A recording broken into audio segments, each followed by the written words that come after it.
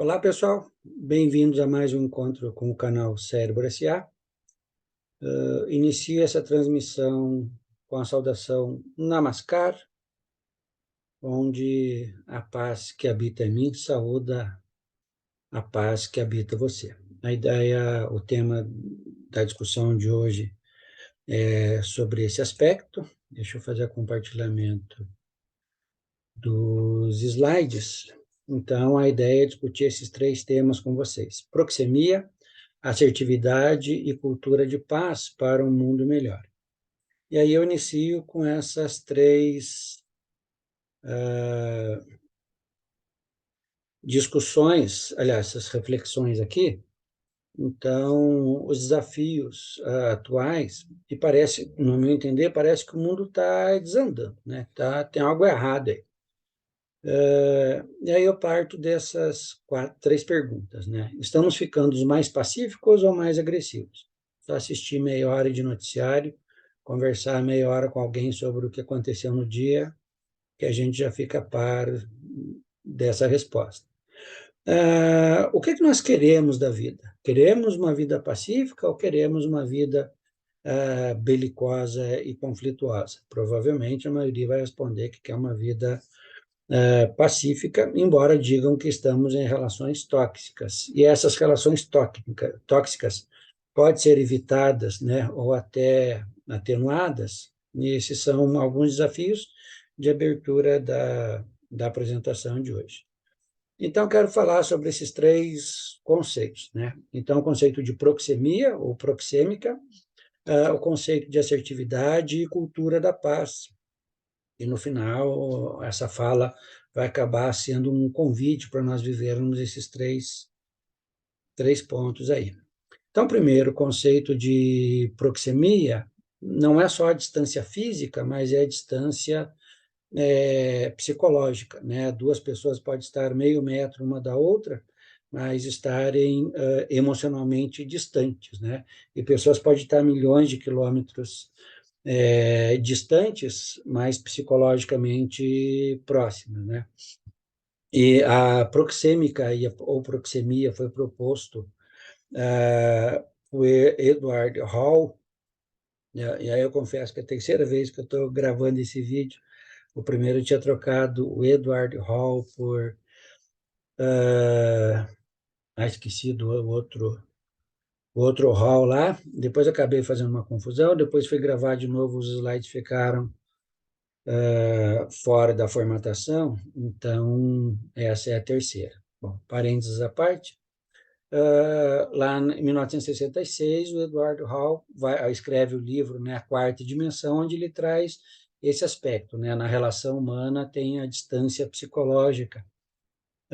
E o dito comum diz assim, né? As pessoas gritam quando os seus corações estão distantes, né? Quando o nosso coração está próximo, a gente sussurra. Essa é a ideia da proxemia, né? Não a distância física, mas a distância psicológica, né? Aqui eu dei o exemplo de quando você vai na biblioteca, a biblioteca está vazia, você senta em qualquer lugar, né? Aí quando chega alguém, ela não vai sentar perto de você ou na tua mesa, ela vai sentar numa certa distância, e à medida que a biblioteca vai enchendo, as pessoas vão sentando mais perto de nós e nós vamos ficando desconfortáveis, desconcentrados, até a gente prefere sair do que ficar ali, né?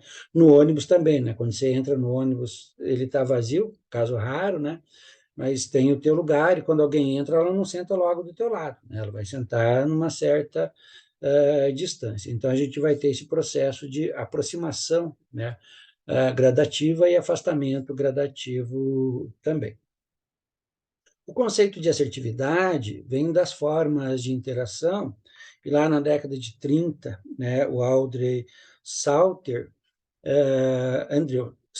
traz esse novo conceito, né, das habilidades sociais, mas o treino de assertividade foi difundido melhor em 1970 por Joseph Volpe, onde ele traz as habilidades, né, de nós defendermos os nossos direitos e expressar os nossos sentimentos de uma maneira inteligente, compreensível e pacífica, né?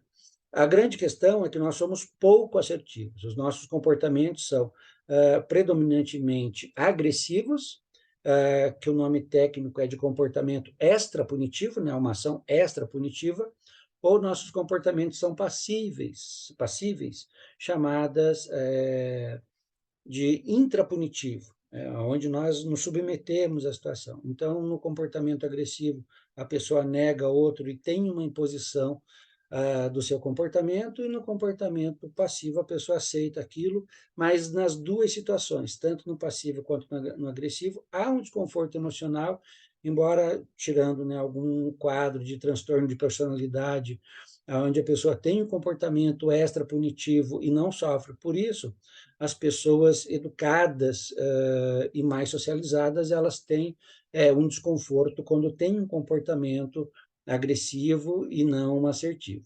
E o grande desafio é nós termos um comportamento assertivo, onde eu manifesto a minha insatisfação de que eu fui agredido por alguém, e essa pessoa, diante da agressão, ela não aumenta a agressão, mas ela tem um comportamento mais social, mais urbano. Então, esse é o grande desafio da assertividade, né? Nós temos relações mais urbanas e não tanto agressivas ou passivas.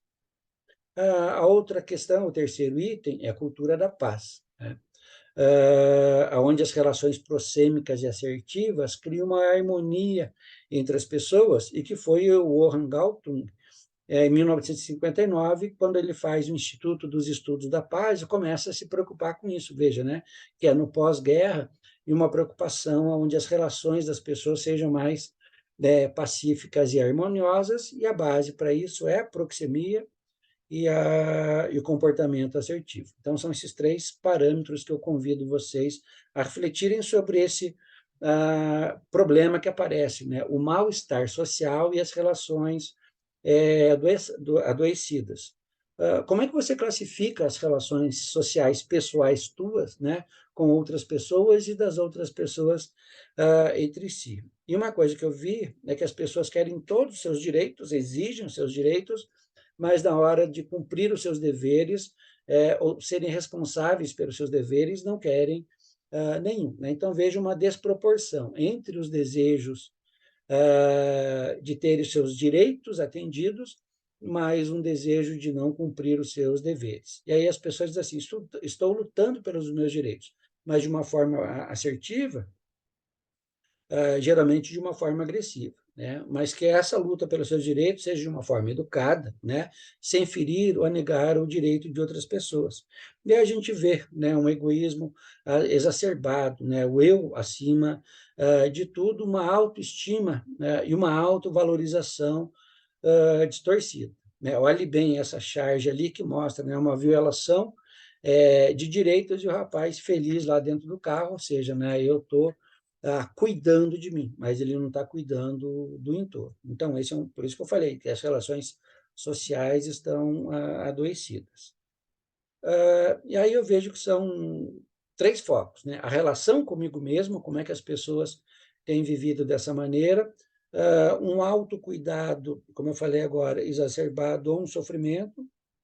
Aí nas charges a gente vê o cara dando esmola, e o foco principal é ele ter uma selfie, né, para mostrar para alguém isso, mas não deixa de ser uma ação egoísta, né? E mostrando que o autocuidado está distorcido. O autocuidado envolve o cuidado de nós, né? Como a fala da Mafalda lá no começo mostrava, e não só uma fala, o autocuidado de si. A segunda é a relação com o par. Por que nós nos relacionamos com outras pessoas? Para evitar a solidão, ou pior ainda, nós estamos vivendo com outras pessoas e se sentindo solitários.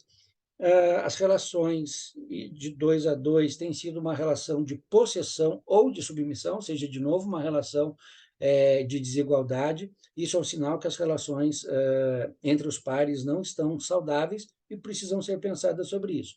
Falta de proxemia e falta de assertividade, né? Onde existe um egoísmo, onde apenas receber, ganhar e ter satisfação numa relação ao que importa, ou quando dá essa satisfação para alguém, quer algo em troca. Então, tem algo desequilibrado e desigual nisso aí.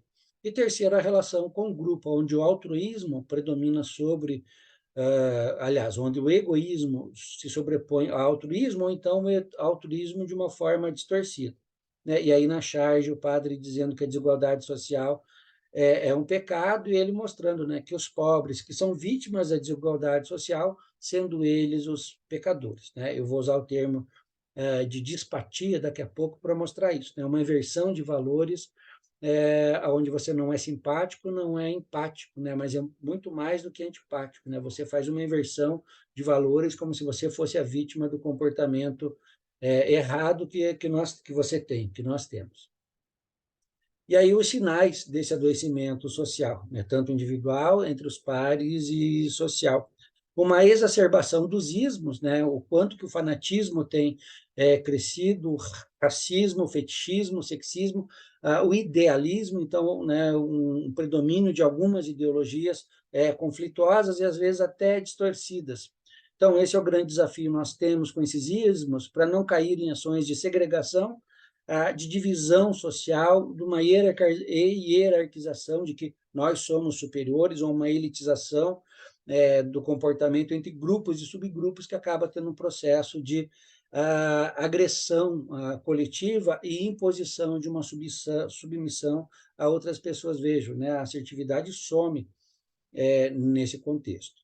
E o outro fator é uma resolução pessoal e desmedida dos problemas. Então, as pessoas tentam resolver, geralmente de uma maneira equivocada, né? Porque eles entendem que a lei não funciona, não tem punição, então eu vou agir de uma maneira impulsiva, né? Onde eu vejo que a ausência de proteção, a sociedade, né? A sociedade não me protege, então vou me defender de qualquer maneira. Ou a gente vendo, né?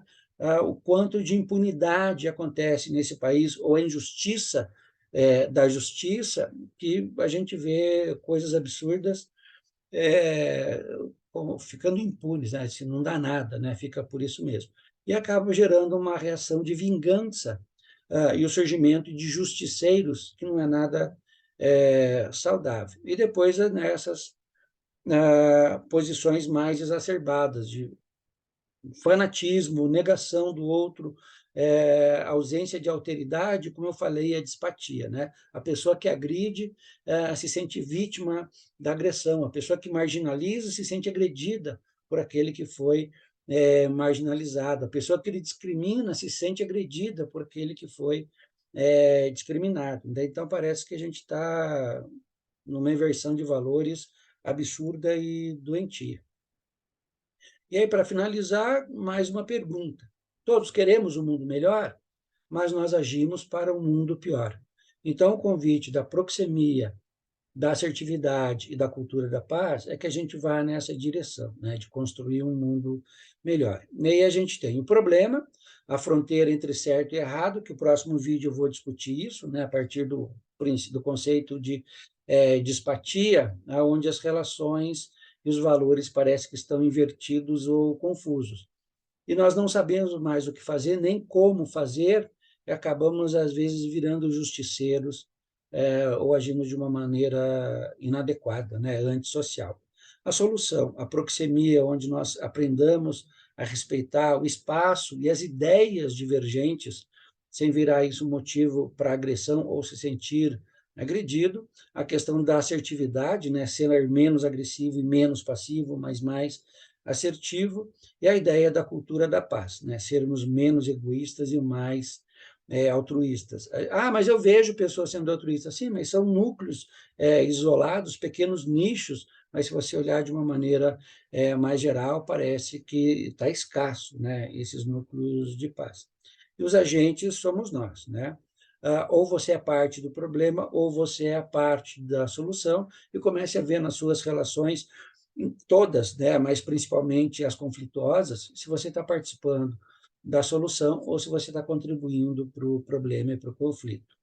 Essa frase do Gandhi, né, que cada um deve ser a mudança que quer ver no mundo, então nós começarmos a fazer, eu acho que esse vídeo representa um pouco isso, estou dando minha contribuição, para nós pensarmos mais em relações proxêmicas, assertivas e promovendo a cultura da paz. Eu gosto desse termo, né, unimultiplicidade, que é de uma música do Tom Zé, e ele diz, né, que cada um é sozinho a casa da humanidade. E acho que essa frase sintetiza a fala de hoje, e aí a ideia, né, de que buscar uma vida ética com responsabilidade social. Mais uma vez, né, deixa eu voltar para a tela, né? Namaskar, a paz que habita em mim saúda a paz que habita em você, e fique com as dicas do canal. Até breve.